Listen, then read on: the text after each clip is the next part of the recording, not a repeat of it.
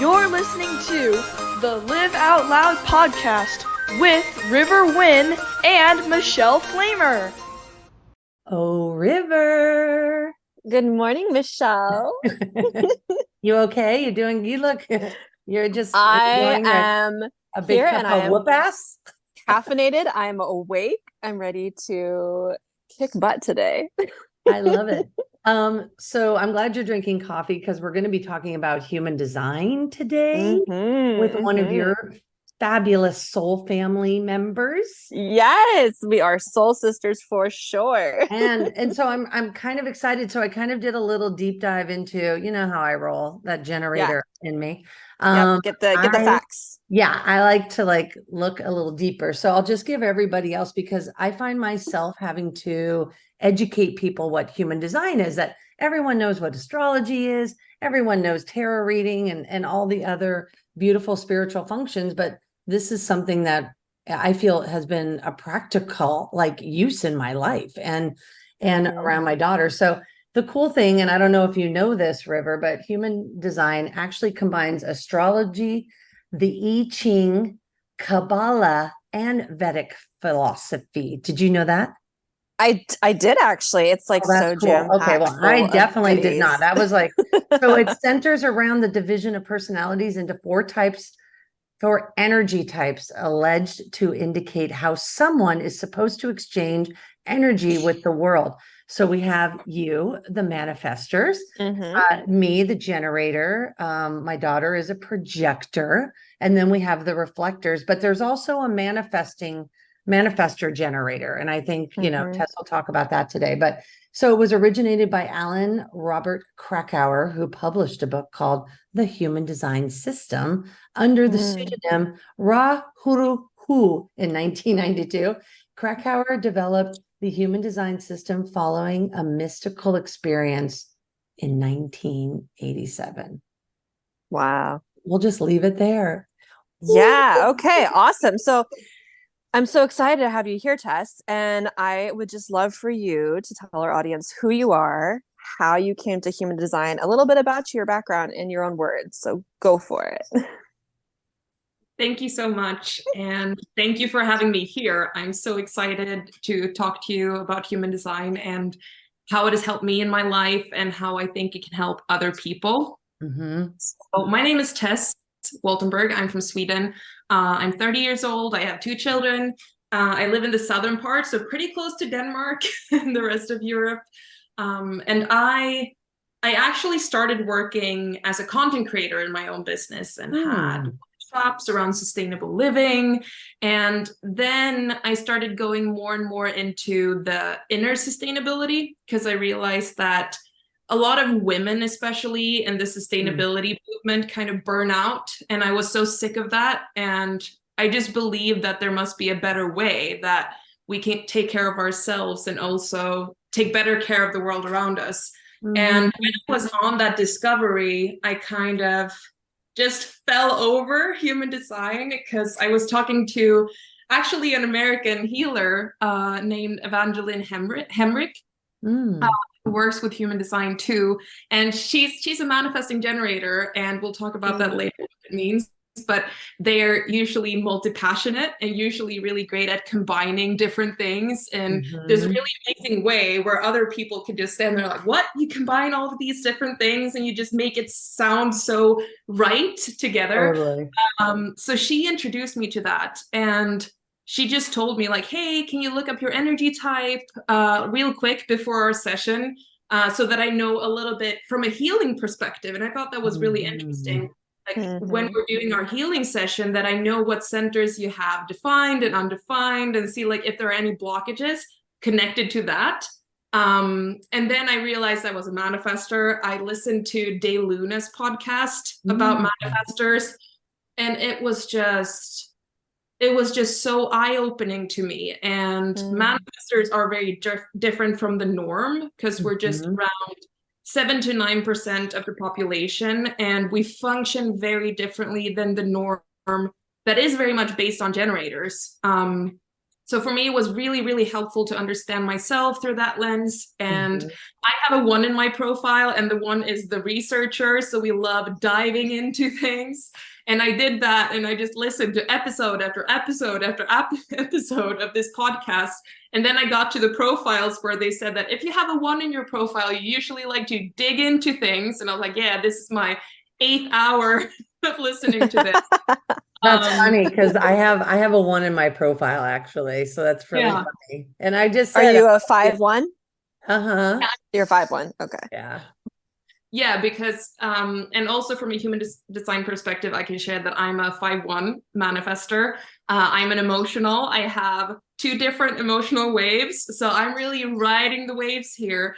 And that was also super helpful for me because I was raised by 2 generators. Both of my parents are generators. My dad is an emotional generator, and my mom is a sacral generator. And I've heard all my life that I should listen to my gut.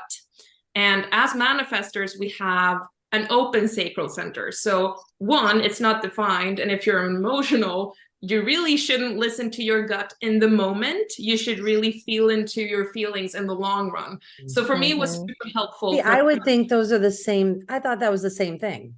No, so the thing, we're going to get into this. I thought I would do like just a quick kind of recap. Totally, do it. I just get fascinated. I just get curious. But like from my perspective, so generators and manifesting generators have a defined sacral, and that is what gives you what we usually see as gut feeling, like that in the moment I respond to something in front of me, gut feeling. And then everyone has intuition. Everyone should listen to what is their truth, but the way that truth kind of shows up is very different. So the sacral authority, the gut feeling, is very physical. It's very much like I see it, I like it, yes or no. While emotional authority, and especially when you have an undefined sacral like manifestors, projectors, and reflectors, is more like this is my overall feeling of the situation. Like I'm in a relationship and I've felt for a long time that it's wrong for me. It's not like in the moment. It's usually, it takes a longer time. We usually say that you should kind of ride out the wave. You should kind of feel the full spectrum before you make a decision, especially if it's a life-changing one. So it's not like you can't decide what you have for breakfast, but for us with emotional authority, sometimes it can really help to simplify everyday decisions, because we can be the people like, but I want to eat this or I want to eat that. I really don't know. I'm kind of in the mood for everything. And now I'm having a breakdown before breakfast because I can't decide. Totally. Welcome to my daily life. And also to just, finish up my introduction, my kids are also sacrals. And they both have sacral authority. They're a manifesting generator, 3-5, and a generator, 4-6.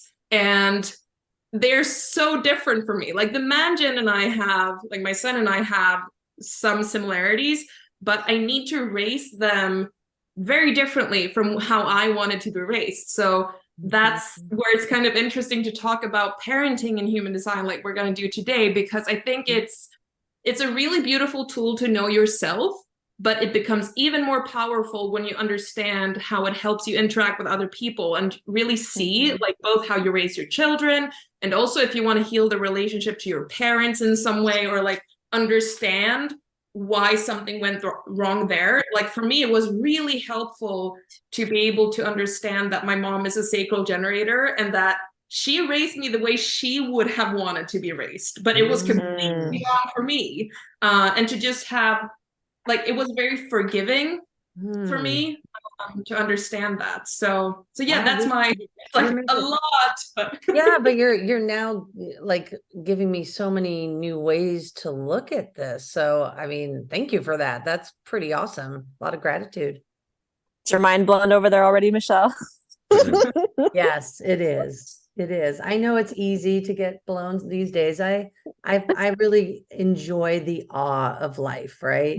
So this is cool, and I like leaning into things that I don't know about so much, or it's amazing how some of these things, and you're just tapping into the first couple of layers. It's really interesting how the way she even. So anyways, yeah, so go on. Just tell us more. So Tess, go ahead. but also like Michelle said before, one of the things I fell in love with was also how practical human design is, because I've always been really interested in different types of personal development and personal growth, and I've always loved finding new tools. But the reason why I got so stuck on human design was, one, because you can get started right away. You can just get these small tools to how your life can be easier and how you can be kinder to yourself. And then that there's also so many layers. It's like you can dig into it just as much as you want. It's like it never gets boring. Yeah, sounds so it yeah, is. It's practical fascinating.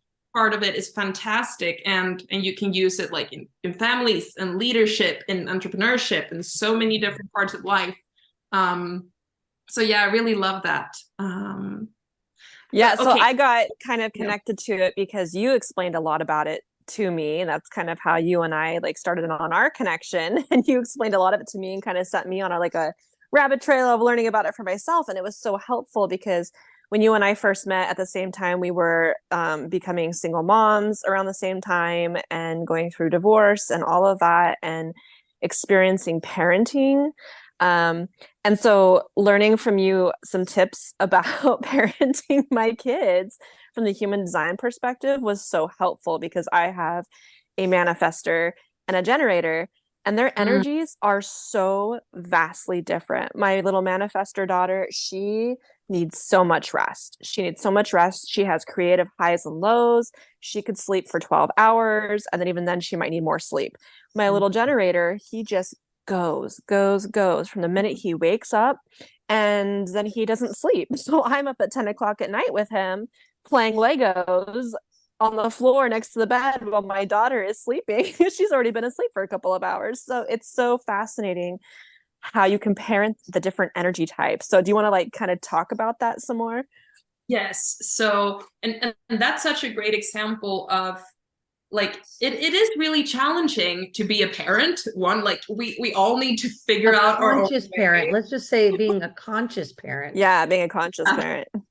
Yeah, and being kind to yourself in that. And that's where I think human design is both a great tool to understand your kids, but to also cut yourself some slack and be like, okay, these are my strengths in parenting. I don't need to be all of it. I can go into what I'm good at and not compare myself to other parents. So I think it's really powerful like that too.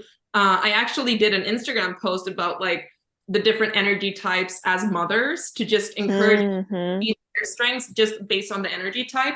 So like we talked about before, there are manifestors, and we are very different from the norm because we have what's called, it's sometimes called a repelling aura. I usually call it a selective aura because we are supposed to go first. We're supposed to be innovative and coming into the world with new ideas, new perspectives. And when we do something that's already done, we usually do it in a completely new way. Like with parenting, for example, we're usually the ones trying new things out and being outside the box. But it also makes us very vulnerable to the outer world. And we are not supposed to be for everyone. It's like, if you're a manifestor, you are not supposed to be for everyone. You will never be, because you're supposed to find your people who will then help you create that change in the world. So a common misconception and a common conditioning for manifestors is that we're lone wolves. We're not supposed to be. We're supposed to kind of get something started and see where that energy is met by other people. So we need to sometimes try it out and see where we fit in a way that is nurturing to us, and to find different communities and different ways of getting our message through without feeling like we need to do it alone. Or completely depleted. Exactly, because we're usually conditioned to finish what we've started, but we're supposed to energetically start things. And then we also need to accept that we can't force other people. So one of the shadow sides is that we, one, try to do it ourselves, and two, try to kind of force other people to finish things for us. And that's not okay either. So it's kind of just having that trust that the things that are supposed to happen will happen if we dare to put it out there. That's what we need to do. We need to inform, which is our strategy in human design. And informing is really about informing the people you're safe with. So it doesn't mean that you need to tell everyone everything, but it's about inviting people in, because since we're shut down, other people can't really read us. We need to kind of let people in. And I usually talk about it as like, I like, you know, different symbolic ideas of things and just ways of describing things. I try to see it as like, okay, you have this castle. So manifestors are inside of the castle and people are outside wondering what's going on. And we need to kind of open a door. Doesn't mean that we should let whoever just, you know, run into our castle and break things. It's about kind of being like, hey, you want to come in and see if we fit. And informing is a way of kind of inviting people in and giving people a chance to be a part of our process. And that is both because we are super powerful. So we often like to think that I'm just doing my thing. No one else is impacted by it. But everything we do is super powerful. So if other people feel impacted, but they don't understand it, they can get really triggered and feel really insecure or even unsafe. And especially with our children, to understand that they will be there like, what is going on? What is going on with mom? And especially if we're emotional manifestors, it's really powerful to tell our children like, hey, I'm having a bad day. I'm really emotional. It has nothing to do with you, because then they at least get a chance to understand it and kind of, you know, respond to that in a good way instead of just feeling that there's something underneath the surface. Because otherwise there is a chance too that people try to control us. And oh my gosh. is also about yeah, sorry, that just made me think of the other day, my kids were just like at each other's throats. And I was just getting so frustrated. Like, I'm like, why are you fighting? Like, why are you fighting? Why are you at each other's throats? And it made me emotional. And they kept asking me, like, why are you getting cranky, mom? And so I finally just was like, you know what? I sat down on the couch and I just cried. And I was like, I'm feeling frustrated. And both my kids immediately dropped what they were doing. And they came over and it changed their attitudes. Because like my little manifestor daughter, she came over and she sat next to me. She was like, yeah, I'm feeling really cranky too. And this is why, and just let it all out and let me know what was going on inside of her. And then my little generator guy, he was like, okay, I'm going to go get everybody tissues. And he went and got us tissues and water. And then we all just sat on the couch together. And he was like, let's figure this out. That's adorable. And that's also one of those situations where he responded to what, so you started something, you started sharing, and your manifestor daughter could kind of follow your example, and then he could be like, okay, I'm responding to this, I'm doing what I can to support you. And that's a really beautiful example of how we're really supposed to support each other through our weakness or our differences. We're not supposed to see weaknesses, and that's what happens when we understand how we're different, because then we're not trying to make each other copies of the other. We're just trying to embrace the beauty of that. And that's what I think is really beautiful in a family too, to be able to see that, okay, we are different. We might need some tools to understand each other better, to make things work, but we don't need to be the same. And sometimes it's easier to parent a child that's not like you because you can find like the strength in that. Sometimes it's harder. So it's like, it really depends on the dynamic. And also, like you said, River, with your kids, if they're different energy types, and you kind of need to address that too. See, now with my little projector, and you know, I used to, as a generator, I used to get a little frustrated because I was like, you're at school all day. Let's like go do something and hang out. And all she wants to do is like just recoup from the day, because she's had to human at school, you know? And it's just so interesting, because I always thought she was just kind of saying that. And then when I read what a projector is, especially parenting a projector, I realized that she was telling me her whole truth right there. Yeah. So really fast. Oh, sorry. Go ahead. I thought I say that we're going to get to predict. There are so many things to say, and I'm usually the one who's like out here. So I'm just trying to get through the energy types. done with I was gonna say, can we just do like a really fast breakdown of what each energy type, like the basic of each energy type? Because we're talking about it, we know about it, but like people who are listening who maybe haven't heard about human design or they're new to it, they may not, they're like, what the hell is a projector? Like, what is that? Maybe just break it down. So we have manifestors, like we talked about. Manifestors have the strategy to inform because we have what's sometimes called a repelling aura. I call it a selective aura because I see it as that it's repelling the people who aren't meant for us. It is our protection. It is because not everyone should read us. The important thing is that we learn to open up to the people who should be invited in, like our family, for example. Like your family needs to be kept in the loop of what's going on. So that's like a short recap of manifestor. And we also have an open sacral, which is important because the non-sacrals, manifestors, projectors, and reflectors don't have the same energy, like the day-to-day get things going, keep things going energy as generators and manifesting generators. And that is important in families because if you're a generator mother, it's really important to know that your kid doesn't have that energy and they're usually conditioned by the entire world to just push through. So we have manifestors, and then we have manifesting generators. Some people say that manifesting generators are a hybrid of manifestors and generators, but I see them as their own energy type because they're so different from both manifestors and generators. But what makes them a lot like generators is that they have that sacral energy. So the sacral energy is like, I get up in the morning, I go, I put my head on the pillow and I fall asleep. I fall asleep in 3 minutes and it bugs everybody in my whole life. And that's how you're created to be. There are still a lot of generators who are burnt out, but when generators are burnt out, it's usually like, I've been at a job I hate. I kept on sucking it up for 15 years and now I'm burnt out. You can usually push through for a very, very long time compared to the rest of us because you have that stable energy. The important thing to know about the sacral energy is that it is, like we talked about with gut feeling, it is that yes and no. And it's like fueled by the yes, it's fueled by inspiration, it's fueled by desires, and it is like, our sacral center. So it is also connected to sexuality, but it's really just the lust for life.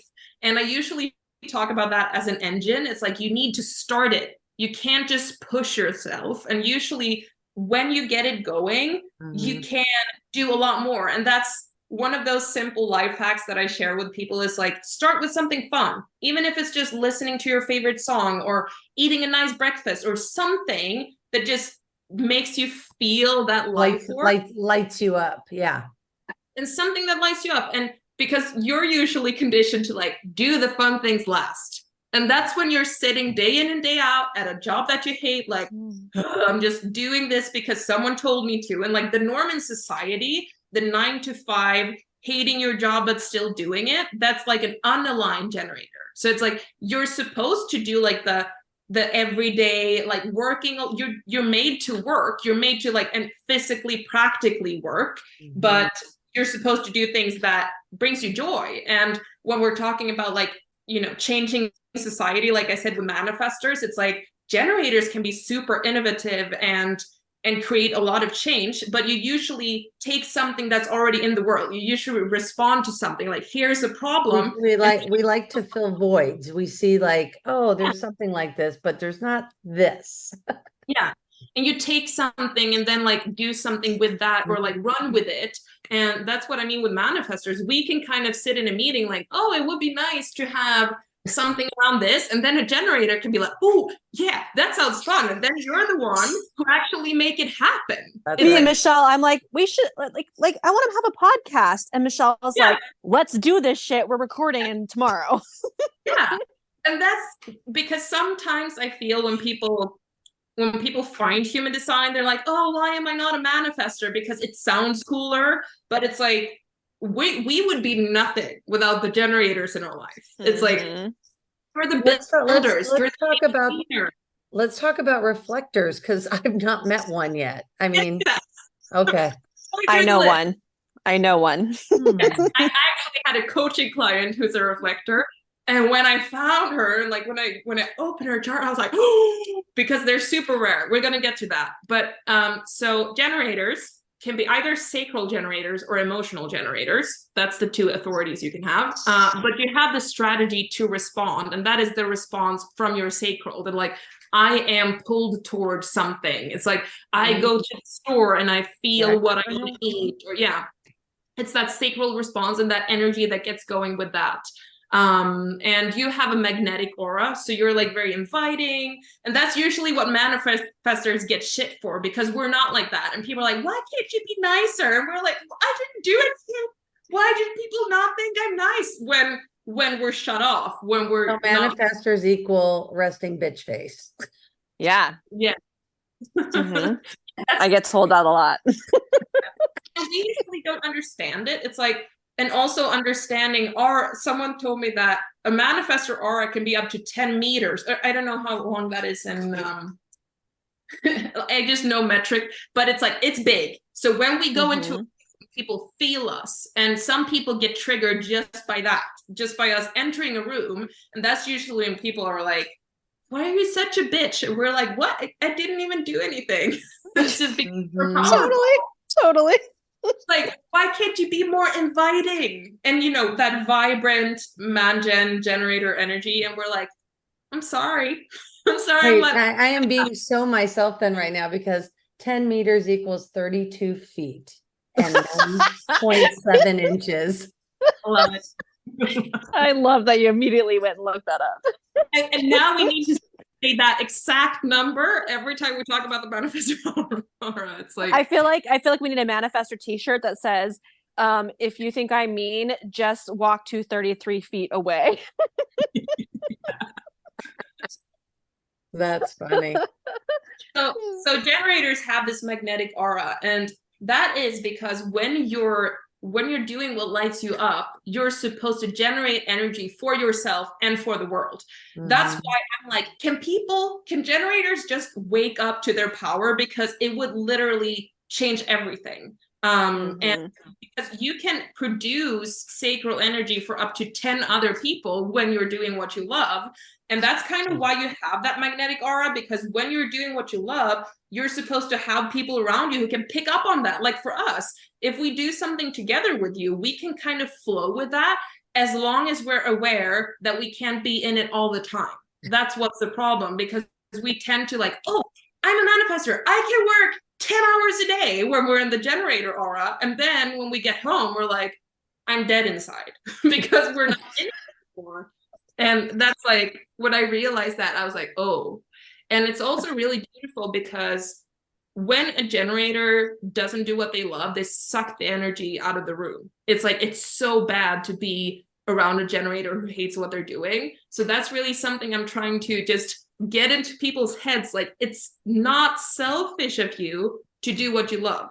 It isn't. It's like, it's really, really helpful when you do what lights you up, because it's literally that pouring from an empty cup thing. That's the sacral. It's like, you need to fuel yourself first. And it doesn't need to be things that take 5 hours. If you're a mother, and especially a single mother, it's like, it can just be like, dance around in the kitchen to a song that you love, or do something that you like for breakfast, or wear your favorite clothes, or something. Oh man, my little generator guy, it's so interesting because you can tell so quickly when he's doing something that he doesn't feel good about, because his attitude just changes so rapidly. He goes from being content and happy and bubbly and all the things, and all of a sudden it's just like pure anger out of nowhere.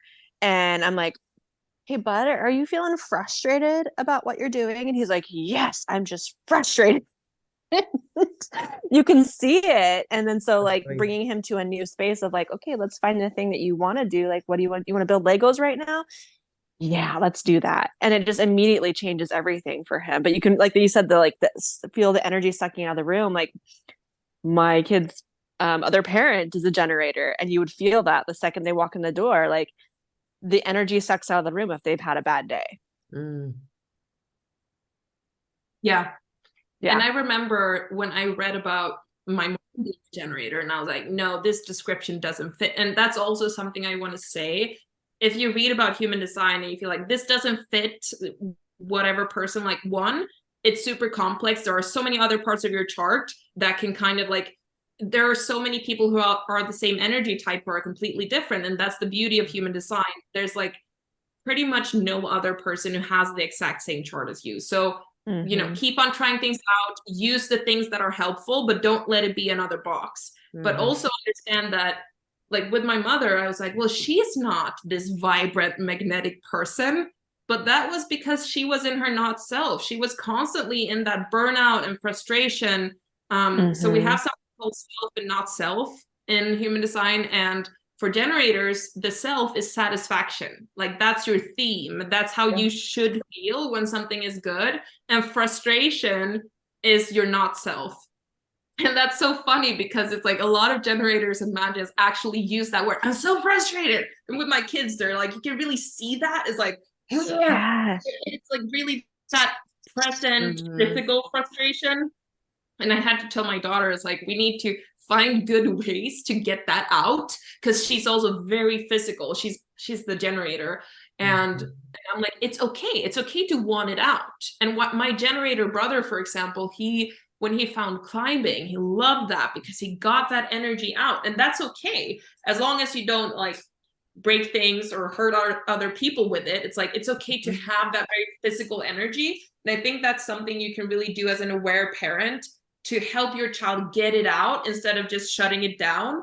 And just finding something where it's like, do they want to jump? Do they want to dance? Do they want to, and when they're older, like find a hobby, for example, to just support them in that. And it's okay to want to get your feelings out in a physical way. Not everyone wants to talk about it, and that's fine. And with manifesting generators, they have the same aura as generators. They have the divine sacral, so they have that energy.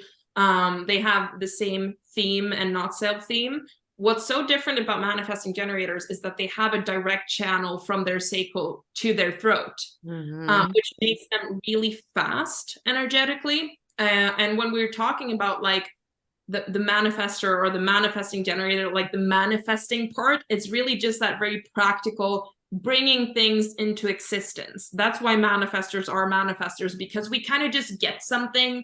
We kind of get like a hunch, like I need to do this. I have no idea why or where it's coming from.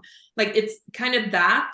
So that's really what it's all about. It's not about anyone else not being able to manifest things. It's just how we manifest things. It's like we get that big idea, and then like River said, oh, I think I want to have a podcast. I just get a feeling that I'm going to have a podcast. And then she talks to you, Michelle, and then you create it like in a very physical way or like a practical way. And so we're all manifesting. It's just in different ways. And manifesting creators are really fast, and they're usually conditioned to slow down, pick a lane, finish what they're started, because they're supposed to be all over the place. They're supposed to be doing several different things. It doesn't have to be the more intense things. Like I know a lot of manifesting generators who love knitting or cooking, or like it doesn't have to be that super physical thing, but they usually feel good when they have at least one hobby that helps them get some physical energy out, because otherwise they're usually the ones who are like really frustrated because they have so much energy left. And when it comes to self-love or personal growth, they're usually the ones who are like, why can't I just love yin yoga or, you know, meditation, like you usually think of it, because they're told to kind of slow down and rest more. When they rest more, that's kind of where they feel like heavy and stuck or stagnant, because they're made to be really fast. So it's really, really good to be aware of like the conditioning that shows up, where it's like, you're too much, or you're too fast, or like my son, he's 7, and school is like, the only way we can give him the math he needs is he's on the iPad, because we're not on track. Like he's so far ahead that we're not on track. And you're kind of held back in that. And the school is really great, because they're like, we're just giving him more difficult assignments. And he's usually the one, we had a meeting about him in school, and he got these cards, and he got to say like what he likes and doesn't like. And then we talked about it. And all the things that were hard were on the like side. So everything that was challenging, because he was like, I don't want to do that, because he gets restless when it's too easy, because he already got it. He's like, I already know it. I don't need to, why should I put time into this? And his school is really great at picking that up and understanding that he cares. He just wants something more difficult or more challenging.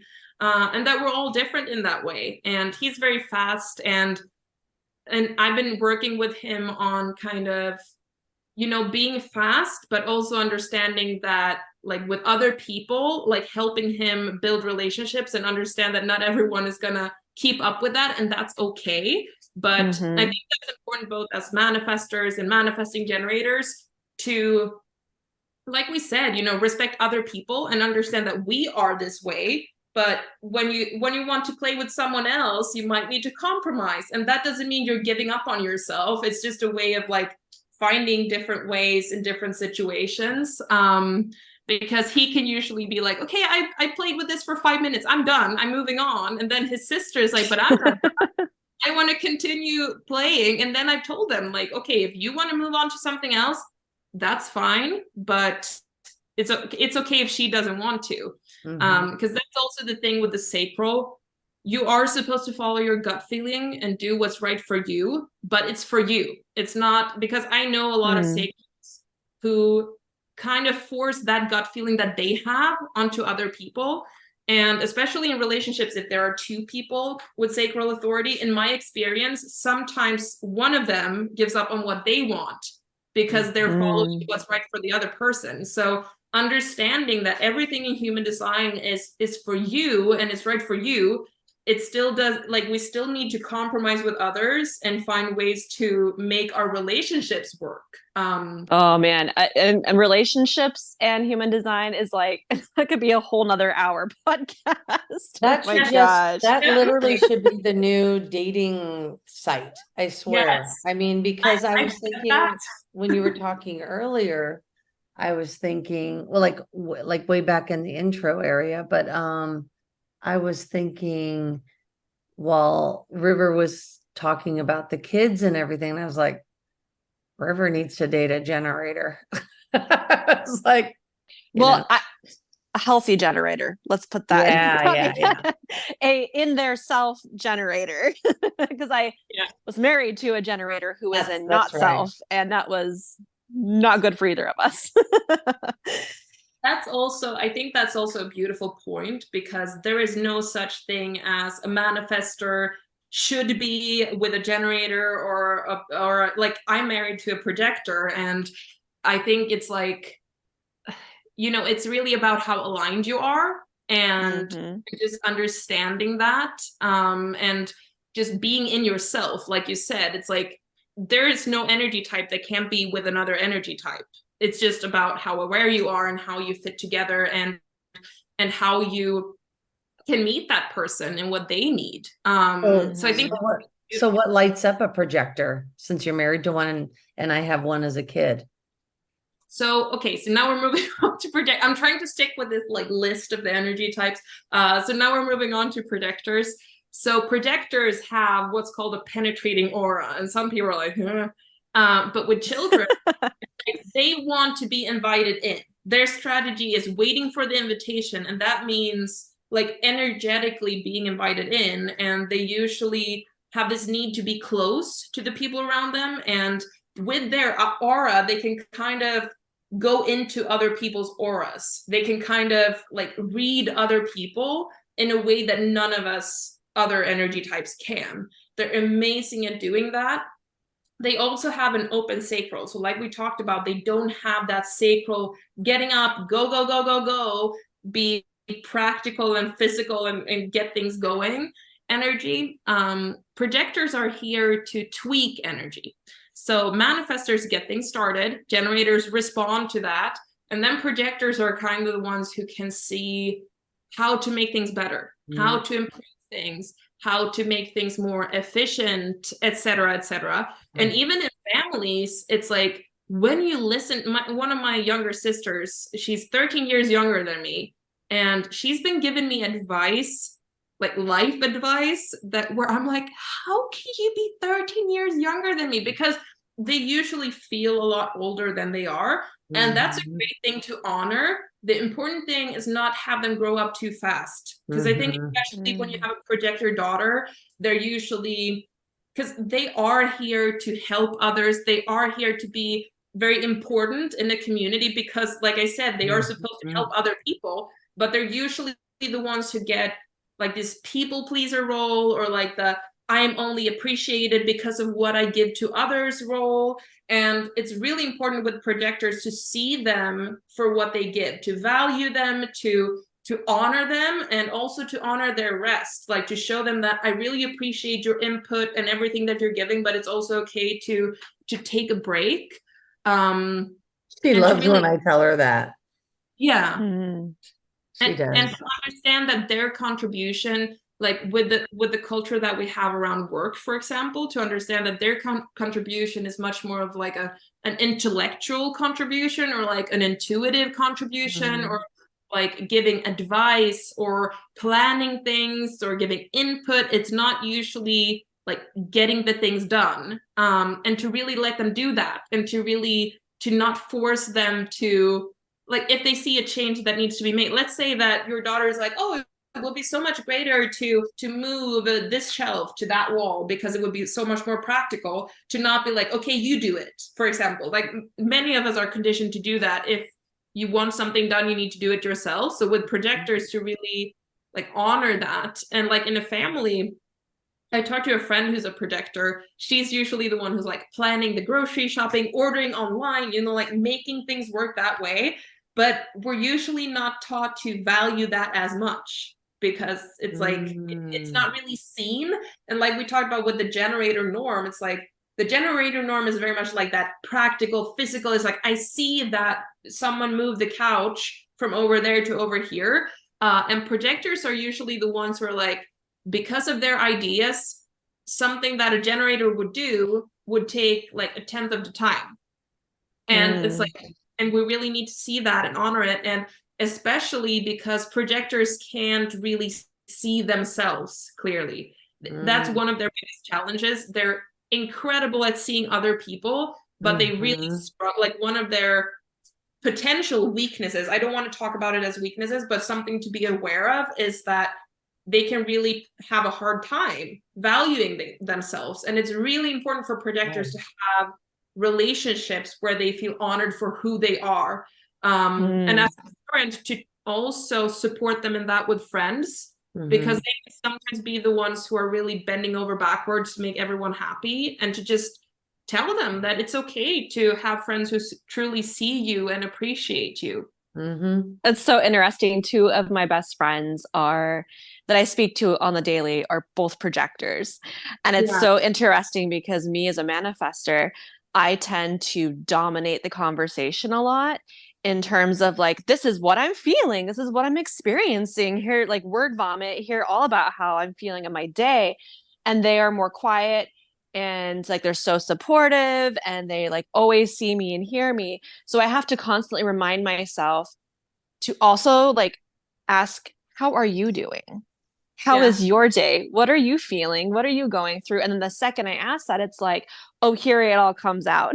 And they have to be like invited to share because with my energy, I'm just like, blah, out there.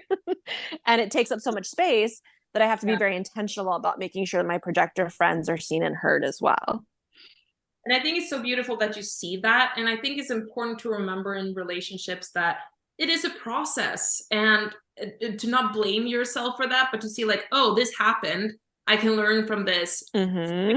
or even for this time. And also with parenting, like I said, I think I have a lot of mom guilt, and I have a lot of shame around how I handle things with my kids.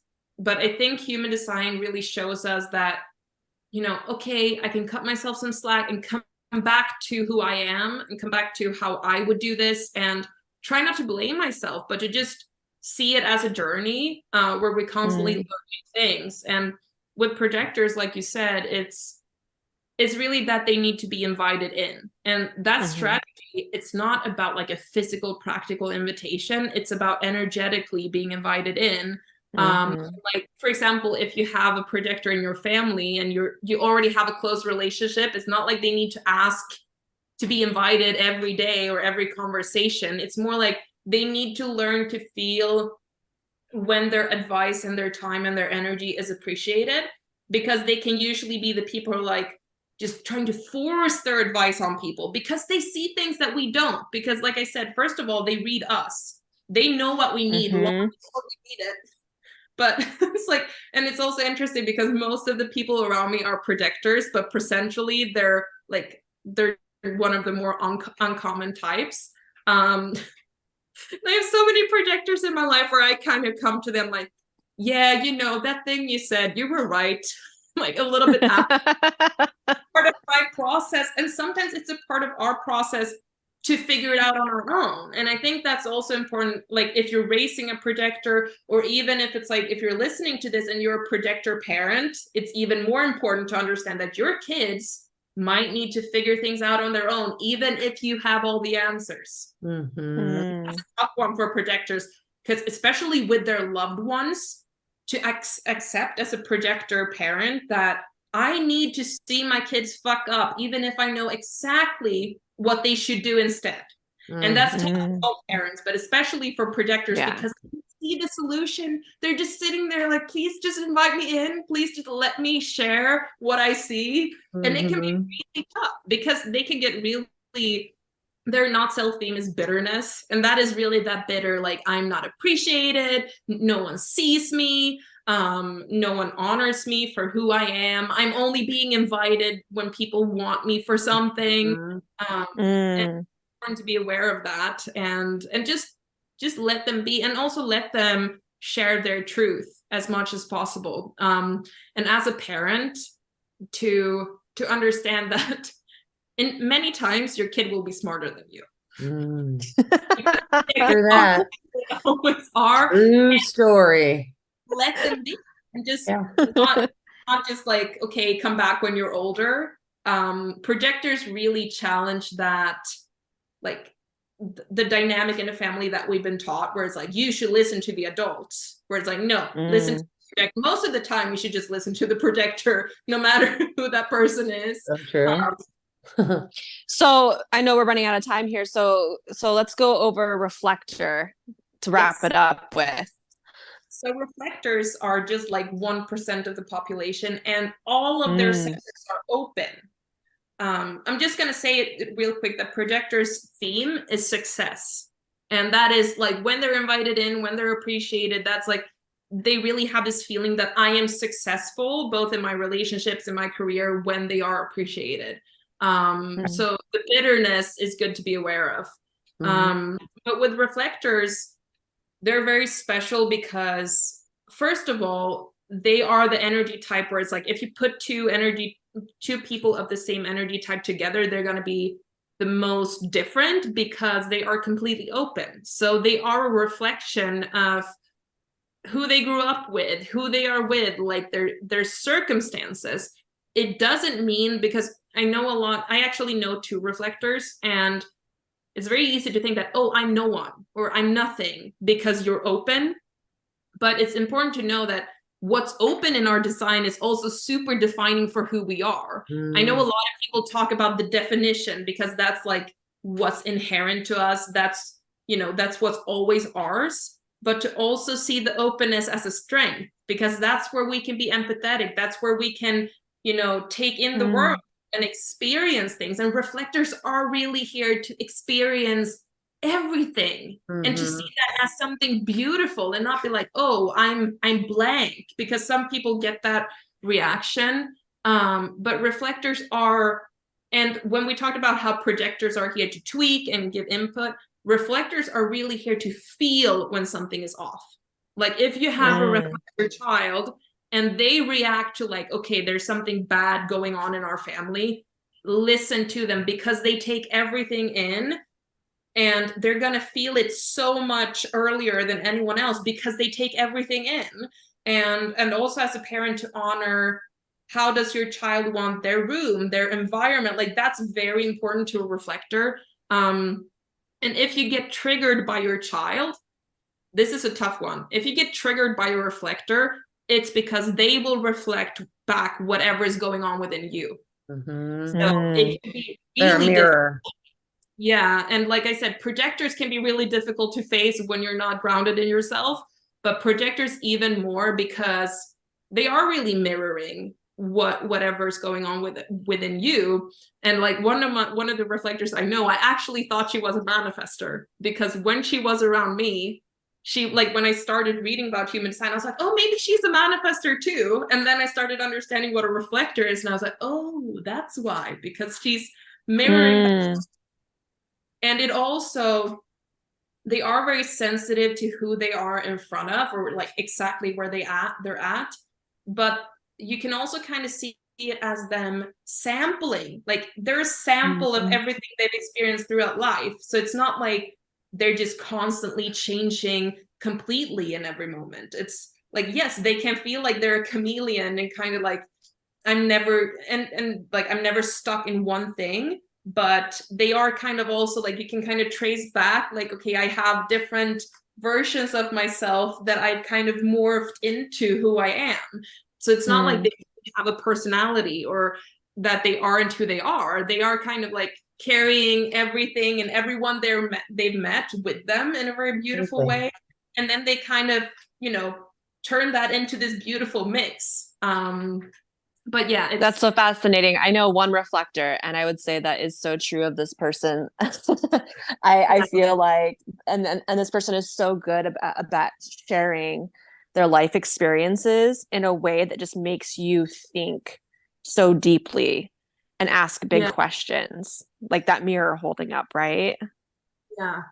And it is such a beautiful experience when, like, I'm not completely grounded in myself all the time. I still have a lot of issues. None of us are.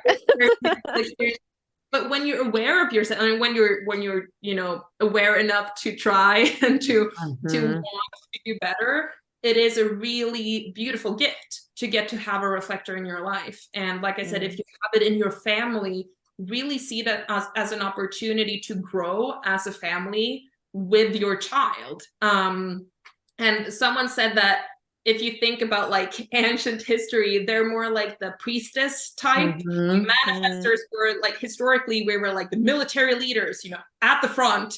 Generators were like the brave soldiers and like mansions, and projectors are actually a very new energy type. They kind of just shown up like these past, I think it's like 100 years, because it's now when we are like at the point of society where we're at, where they can really make a difference. But reflectors, like way back, they were like, the priestesses who were just knew things long before the community knew it, because they could just pick up on the community and just reflect that back. That's so awesome. Yeah, if you have a reflector in your family, like I said, see it as an opportunity to grow through that.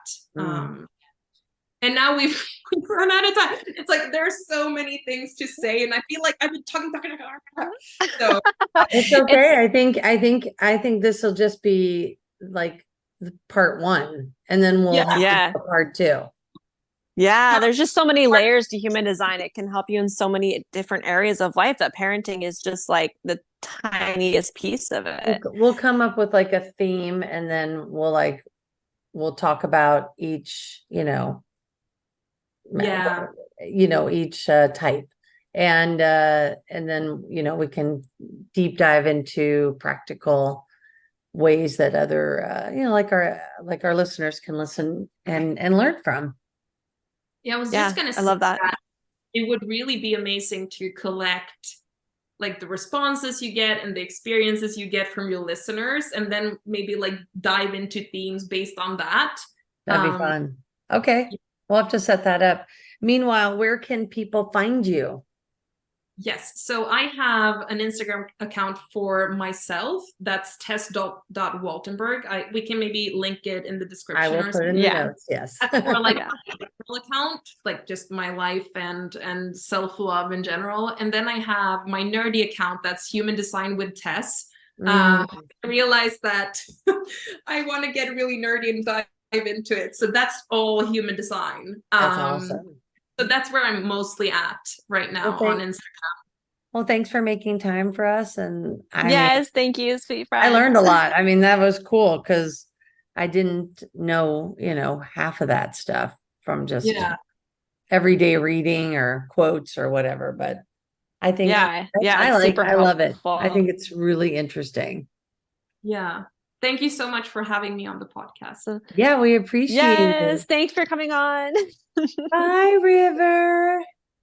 Bye, Michelle. Okay, love y'all. Thanks. If you enjoyed this episode today, be sure to subscribe and share because what do we say, baby? Sharing is caring.